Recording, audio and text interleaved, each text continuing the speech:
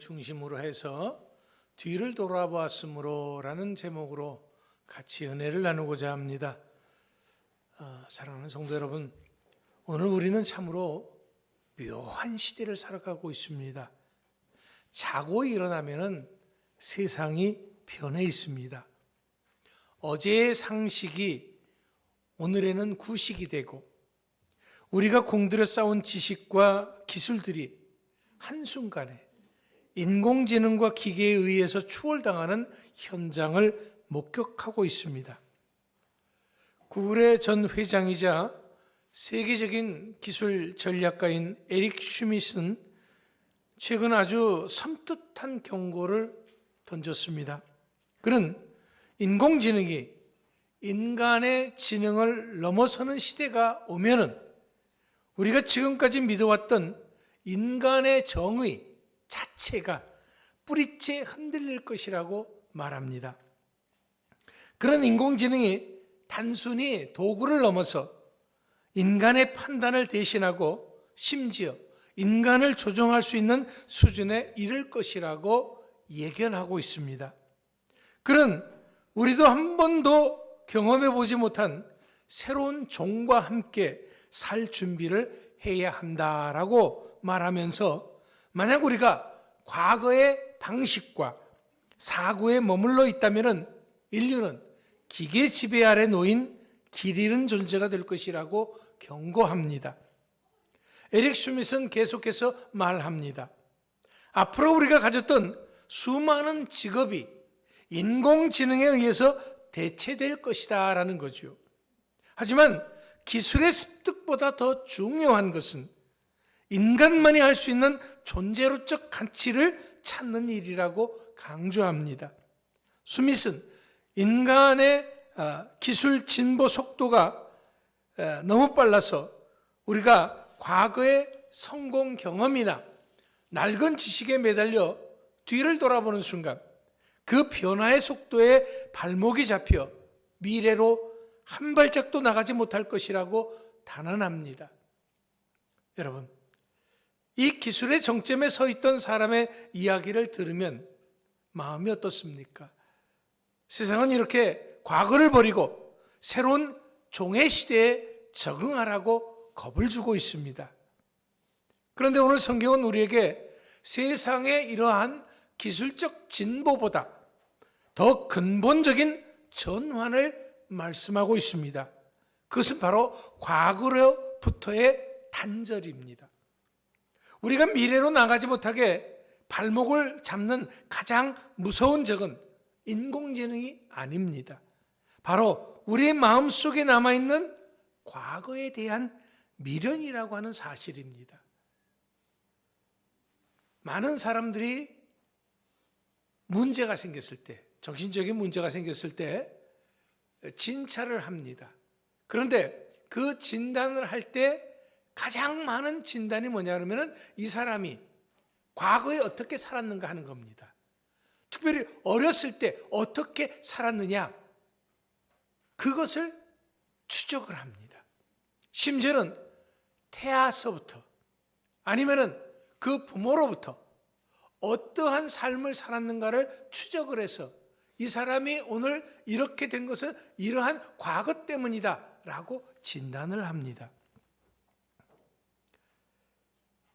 우리 마음속에 남아있는 이 과거에 대한 미련을 정리하지 못하면, 떨쳐버리지 못하면 우리는 현재를 제대로 살 수도 없고 또 미래로 나아갈 수도 없는 것입니다. 오늘 본문은 인류 역사상 가장 비극적이고도 강렬한 장면 하나를 보여줍니다. 소돔과 고모라가 유황불로 심판받던 그날 아침입니다. 롯의 가족은 천사들의 손에 이끌려 간신히 성 밖으로 빠져나왔습니다. 뒤에서는 불벼락이 떨어지고 땅이 뒤집히는 소리가 들립니다. 이런 상황에서 천사는 이들에게 엄한 명령을 합니다. 절대로 뒤를 돌아보지 말라. 그런데 26절을 보면은 롯의 아내는 뒤를 돌아보았으므로 소금 기둥이 되었더라라고 기록하고 있습니다. 그렇다면 롯의 아내는 왜 뒤를 돌아봤을까요? 단순히 뒤가 요란하니까 궁금해서였을까요? 아닙니다. 거기에는, 그 뒤에는 그녀가 평생 일구어 놓은 재산이 있었기 때문입니다. 화려한 장식무들, 안락한 집, 소돔의 친구들, 그리고 그곳에서 누렸던 세속적인 즐거움들이 있었습니다.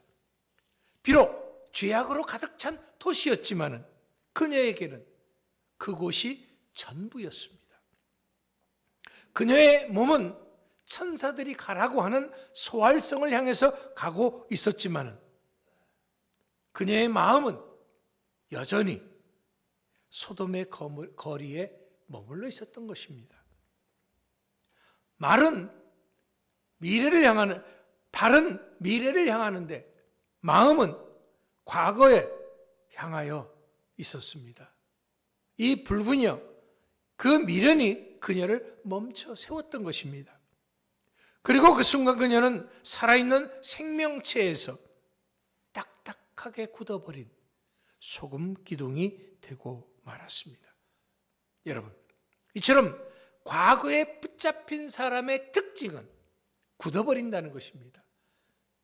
생각과 성장이 멈춰버립니다. 생명력을 잃어버립니다. 하나님은 우리를 생명으로 부르셨는데 사탄은 자꾸 우리를 과거의 기념비로 만들려 합니다. 그래서 사탄은 우리 마음속에 외칩니다. 너 과거에, 너 옛날에 이랬잖아. 그때가 좋았잖아. 혹은 그때 입은 상처 때문에 너는 안 돼 라고 속삭이면서 우리를 소금 기둥처럼 굳게 만듭니다.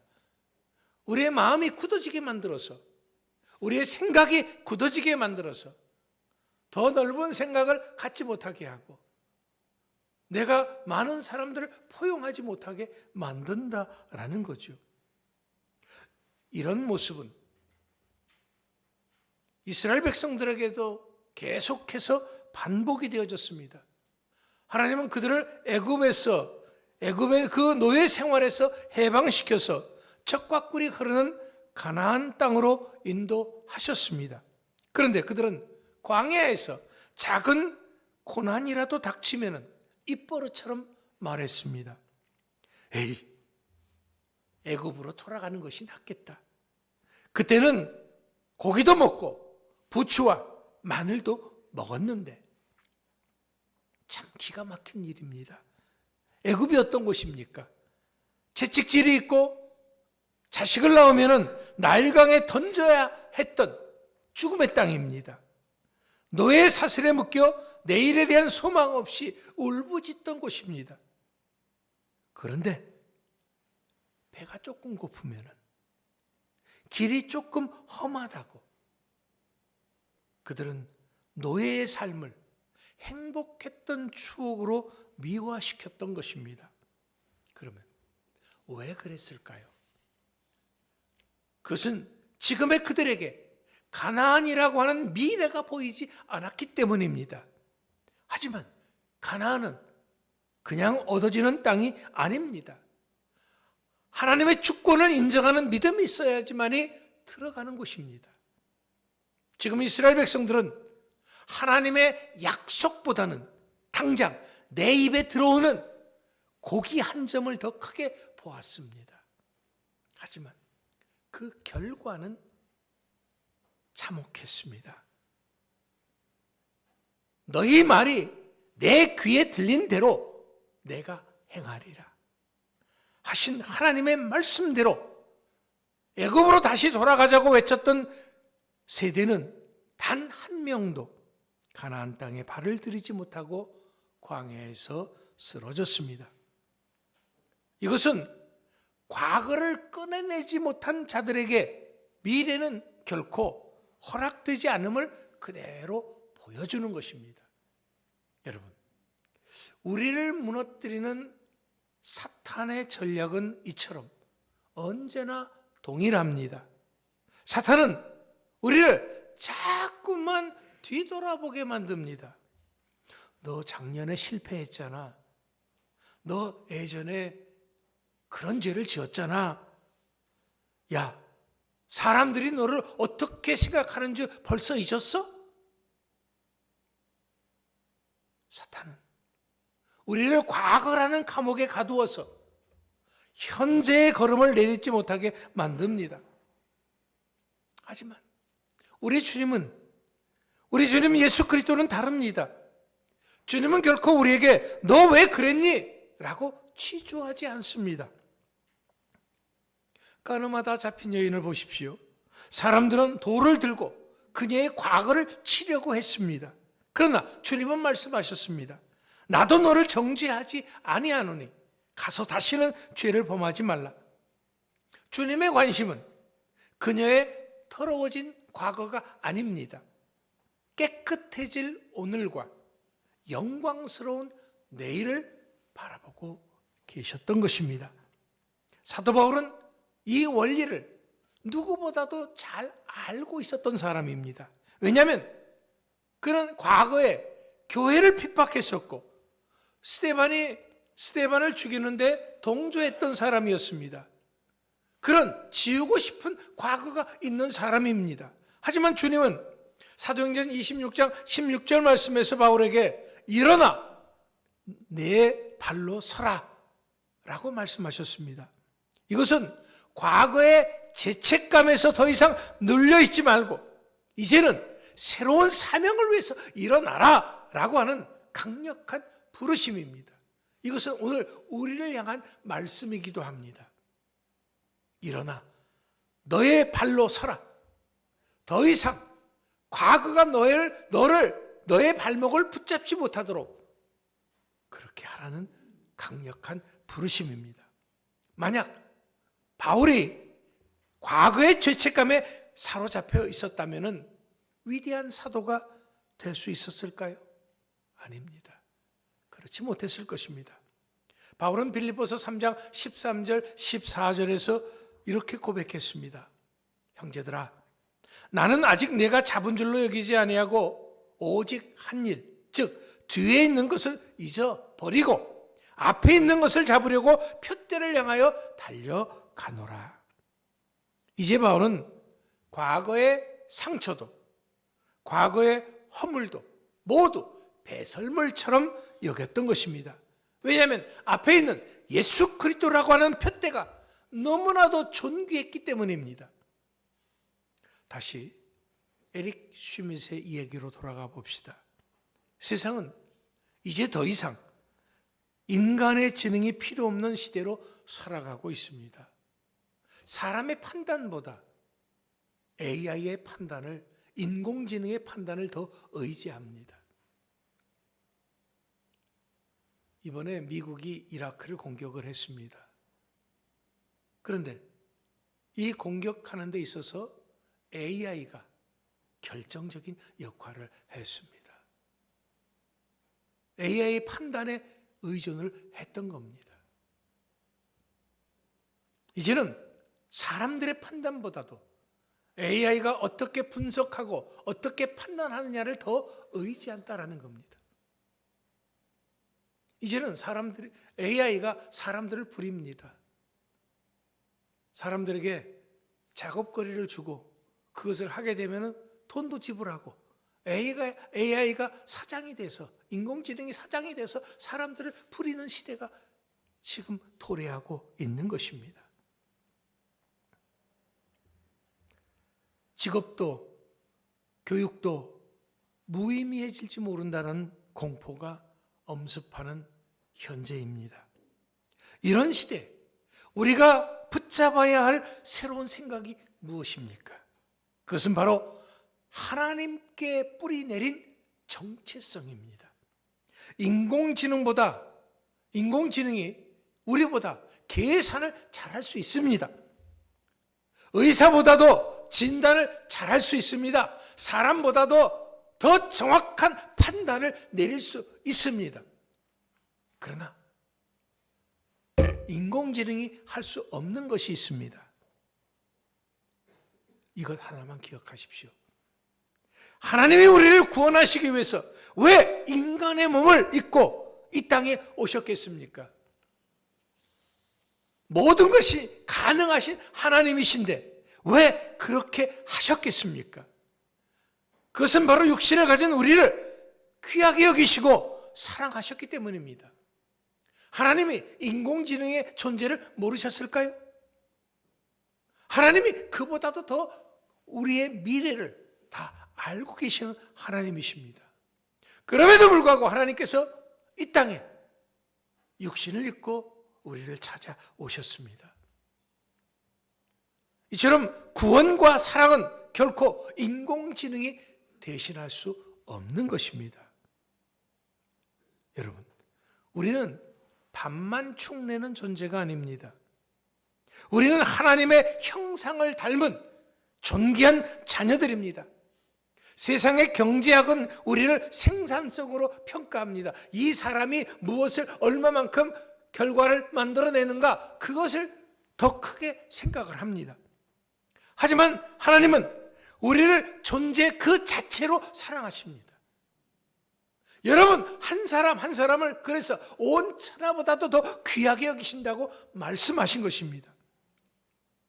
21세기에 격변하는 세상 속에서 우리가 살아남는 길은 기술을 배우는 것보다 더 시급한 것, 그것이 바로 우리를 붙들고 있는 과거에 대한 미련과 세속적인 가치관을 배설물처럼 버리는 것입니다. 한 점 미련 없이 떨쳐버리는 것입니다. 세상은 너는 이제 쓸모없어질 거야 라고 우리를 위협하지만 우리 주님은 아닙니다. 보라, 내가 새 일을 행하리니 이제 나타낼 것이라. 우리가 과거의 상처, 과거의 성공, 과거의 익숙함에 취해서 뒤를 돌아보고 있다면 우리는 이 거대한 변화의 파도에 휩쓸려서 소금 기둥이 되고 말 것입니다. 하지만 우리가 주님의 약속을 믿고 앞을 향해 나아간다면 인공지능 시대는 위기가 아니라 하나님의 영광을 드러내는 새로운 기회가 될 줄 믿습니다. 그렇다면 오늘 이 시간 우리가 구체적으로 무엇을 버리고 어떤 결단을 해야 할까요? 첫째, 우리는 돈과 안락함에 대한 미련을 버려야 합니다. 롯의 아내가 왜 뒤돌아봤습니까? 소돔의 풍요 때문이었습니다. 우리들 역시 그래도 세상에 재물이 있어야지, 남들처럼 평안하게 살아야지 하는 마음 때문에 신앙의 전지를 멈출 때가 많습니다. 그러나 기억하십시오. 불타 없어질 소돔의 재물은 결코 우리를 구원하지 못합니다. 이제는 더 이상 과거의 미련에 사로잡힐 것이 아니라 나를 구원하신 주님만을 바라보면서 나가는 여러분들이 다 되시기를 축원합니다. 둘째로 우리는 과거의 실패와 죄책감을 떨쳐버려야 합니다. 주님은 이미 동에서 서가 먼 것 같이 우리 죄를 옮기셨다고 하셨습니다. 사탄은 계속해서 그럼에도 불구하고 너는 안 돼, 너는 자격이 없어 라는 생각을 우리에게 심어줍니다. 하지만 이런 생각은 더 이상 겸손이 아닙니다. 오히려 이것은 하나님의 용서를 불신하는 죄입니다. 분명히 주님의 십자가에서 다 이루었다고 선언하셨기 때문입니다. 그때 우리의 어두운 과거는 이미 다 청산되었음을 믿으시기 바랍니다.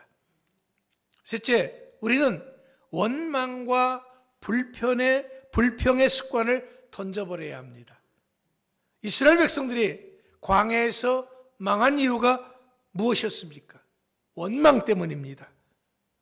조금만 힘들면은, 조금만 어려우면은, 조금만 일이 있으면은 그들은 원망을 했고 과거를 자꾸 생각을 했습니다. 원망은 이처럼 과거를 바라보는 자의 언어인 것입니다. 하지만 감사는 미래를 바라보는 자의 언어인 것을 믿으십시오. 환경이 어렵다고 해서 애굽을 그리워하지 마십시오. 아무리 돌아가려고 해도 다시 돌아갈 수 없는 것입니다. 과거에 여러분이 무엇을 했건 어떤 삶을 살았건 과거로 돌아갈 수 있습니까? 한 사람도 과거로 돌아가지 못합니다. 할 수 없습니다. 그러니까 과거를 그리워하지 마십시오. 우리는 광야 끝에 예비된 가나안이 있음을 믿고 그것을 바라봐야 합니다. 이제 우리는 항상 감사함으로 내일이라고 하는 축복의 문을 열고 나아갈 수 있는 모두가 되시길 축원합니다. 마지막 네 번째로 우리가 새로운 것을 시도하는 것을 두려워하지 마십시오. 사람들은 우리에게 왜 새로운 것을 하려고 하느냐라고 말합니다. 기존 그대로 살면 편하지 않느냐라고 말합니다. 하지만 하나님은 우리를 향해서 보라, 내가 새 일을 행하노라라고 말씀하십니다. 이제 우리도 용기를 내서 하나님이 행하시는 이 새 일에 동참할 수 있게 되기를 축원합니다. 옛말에 고인물은 어떻다고요? 썩는다라는 말이 있습니다. 그렇듯 우리 같은 생명의 존재는 계속해서 움직여야 합니다. 이것이 우리가 살아있다는 표시이기도 한 것입니다. 이것은 교회도 마찬가지입니다. 그렇다고 해서 새로운 것을 추구한다고 해서 하나님의 말씀을 변하게 해서는 안 됩니다. 하나님의 말씀을 오늘에 맞게 해석을 하고 적용을 하는 것은 우리에게 책임이 됩니다. 단지 우리는 뒤돌아보고 과거에 안주할 것이 아니라 하나님이 주신 목표를 향해서 나아가야 한다고 하는 것입니다. 이제 우리가 운명을 따라 사는 자가 아니라 사명을 따라서 사는 자가 되어야 하는 것입니다. 그래서 제가 여러분들에게 광고 시간에 여러 번 말씀을 드린 것이 한 가지가 있는데 그게 뭐냐면은 우리 교회는 매주 뭔가 새로워지고 있다라는 것을 말씀을 드렸습니다. 그래서 교회에 오실 때마다 오늘은 뭐가 바뀌었지, 이번 주에는 뭐가 바뀌었지 한번 살펴보는 것도 교회에 오는 재미다라고 말씀을 드렸습니다. 한번 돌아보면서 살펴보십시오. 지난주보다 뭔가 또 달라진 것이 있습니다. 한 주도 안 바뀌고 뭔가 달라집니다. 여러분들께서 이번 주에는 뭐가 달라졌지 한번 보십시오. 저는 과거에 머물지 않기 위해서 제가 말로만 설교하는 것이 아니라 제 삶으로 보여드리기 위해서 끊임없이 저 역시 노력하고 있습니다. 사랑하는 성도 여러분, 오늘도 세상은 정신 차릴 수 없을 정도로 변하고 있습니다. 에릭 슈밋의 말대로 우리가 알던 인류의 시대가 저물고 있을지도 모릅니다. 그러나 두려워하지 마십시오. 왜냐하면 역사의 주관자는 인공지능이 아니라 여호와 하나님이십니다. 우리는 오늘 본문에서 아주 특이한 한 가지를 발견합니다. 지난주 말씀드렸던 것처럼 여리고성 전투에서 죄를 지었던 아간 한 사람으로 인해서 온 가족과 그에 속한 모든 것들이 돌에 맞고 불타 없어지는 것처럼 하지 않았다는 것입니다. 롯의 가족 중 오직 한 사람, 뒤를 돌아본 그 한 사람만이 소금 기둥이 되었다는 사실입니다. 그렇다면 이제 그 한 사람이 내가 되어서는 안 됩니다. 오늘 주사랑교회 예배드리는 우리들 중에서 누가 뒤돌아보고 소금 기둥이 될 것입니까? 그 사람이 돼서는 안 된다라는 거죠. 우리 가정에서, 우리 교회에서 내가 먼저 뒤돌아보지 않기로 결단해야 합니다. 왜? 쟁기를 잡고 뒤를 돌아보는 자는 하나님 나라에 합당치 않다고 우리 주님 말씀하셨습니다.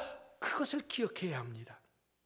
우리는 뒤로 물러가서 멸망할 자가 아닙니다. 오직 영혼을 구원함에 이르는 믿음을 가진 자들인 것을 믿으시기 바랍니다. 과거가 아무리 화려해도 그것은 이미 지나간 일입니다. 과거를 자꾸 이야기하면 꼰대가 되는 겁니다. 과거에 아무리 아팠어도 그것은 이미 주님의 보혈 아래 있습니다. 이제 우리의 눈을 들어서 표대 되신 예수 그리스도를 바라봅시다. 주님, 제가 여기 있습니다. 이제 더 이상 과거의 미련에, 안락함에, 세상의 안락함에, 옛 상처에 매여 있지 않겠습니다. 주님이 열어주시는 새로운 미래를 향해서 힘차게 달려가겠습니다. 이 결단이 오늘 저와 여러분들의 진실한 고백이 되기를 축원합니다. 우리가 믿음으로 앞을 향해 발을 내디딜 때 홍해는 갈라질 것입니다. 요단강은 멈출 것입니다. 여리고성은 무너질 것입니다. 우리는 세상조차도 감당하지 못하는 믿음을 가진 믿음의 사람들입니다. 이제 더 이상 뒤돌아서지 않고 뒤돌아보지 않고 내일을 향해 달려가는 승리의 성도들이 다 되시기를 주님의 이름으로 축원합니다. 기도합니다.